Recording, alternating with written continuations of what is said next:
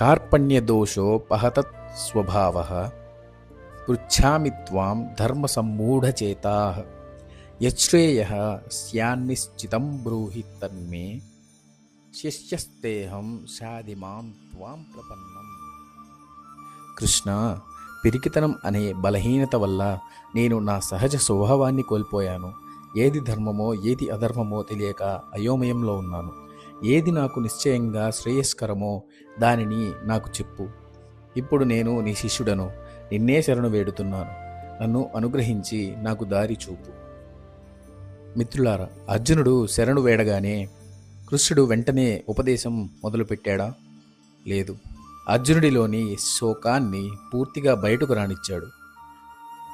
అర్జునుడు తర్వాతి శ్లోకంలో తన అసహాయతను ఇంకా ఎలా వ్యక్తపరిచాడో రేపు తెలుసుకుందాం. జై శ్రీకృష్ణ.